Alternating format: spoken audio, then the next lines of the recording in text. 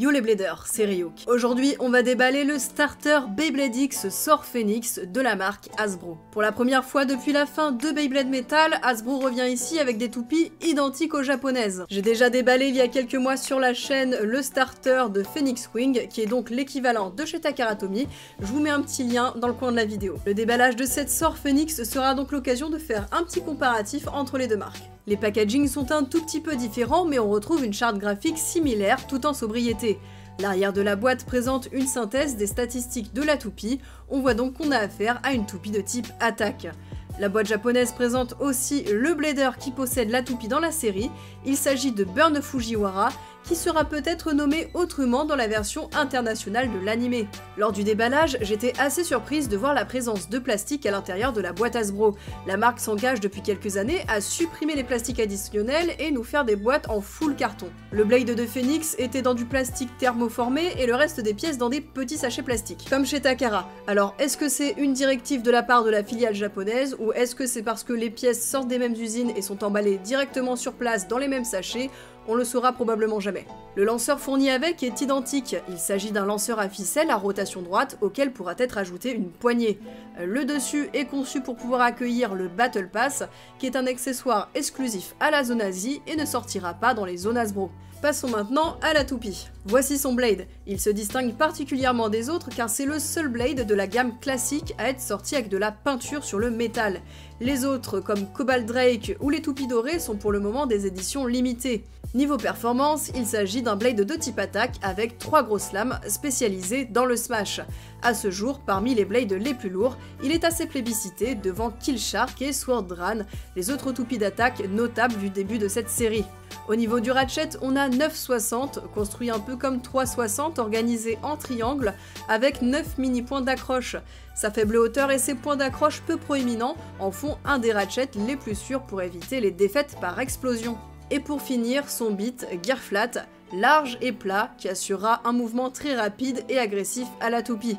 Son engrenage descend jusqu'en bas pour un meilleur contact avec la X-Line. En contrepartie, ce bit fait partie des moins endurants. Assemblons la toupie et mettons-la en parallèle avec la Takara Tomy. Vraiment, rien à dire, tout a été respecté, le poids est identique, du moins les quelques centièmes de grammes de différence ne sont pas significatifs, et on retrouverait les mêmes écarts entre deux Phoenix Takara. Allez, trêve de blabla, on passe tout de suite au test. Allez, c'est parti pour les battles. Sort Phoenix contre Tusk Mammoth, une toupie de type équilibre et qui sera quand même assez rapide dans l'arène. Hyper vitesse, ça y est, ça part très vite, directement dans l'arène.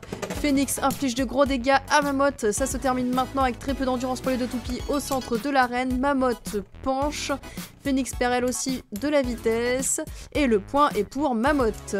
Deuxième round. On repart très vite sur la X-Line, ça se course, ça fait des... Oula, ça part en cacahuète et le point est pour Tusk Mammoth. Phoenix avait perdu beaucoup d'équilibre sur ces derniers instants. Phoenix directement sur la X-Line, le extrême finish parfaitement exécuté. Ça part en direction de la X-Line, ça tente l'extrême finish, Tusk Mammoth penche, elle redonne des coups. Ah, elle perd quand même pas mal à chaque fois. Ouh, petit overfinish sorti de nulle part. On repart, dernier round sur la X-Line et la sortie d'arène, ça aurait manqué un extreme finish. Le prochain match opposera Phoenix à Helm Knight, une toupie de type défense qui sera elle plutôt statique dans l'arène grâce à son beat pointu. Donc on va avoir affaire à un duel mobile contre immobile. Knight renvoie très bien les coups de Phoenix pour le moment, elle l'envoie sur le côté, à présent elle lui tourne autour. Phoenix va perdre son endurance beaucoup plus vite que Knight et c'était sans compter sur ce over finish. Deuxième round. Et bah, elle a pas fait long feu la Knight, elle est partie même en dehors de l'arène nous crever les yeux, pas de soucis. Un burst qui s'enchaîne. Décidément, âme sensible s'abstenir. On repart. Phoenix sur la X-Line qui tente l'extrême finish. Et c'est en renvoyant la Knight sur la X-Line qu'elle s'éjecte toute seule. Allez, dernier round. Et c'est directement un burst et le blade de Knight qui part en direction de mes genoux. Bon, si vous souhaitez jouer cette Sort Phoenix et notamment dans l'arène Hasbro qui est quand même assez petite.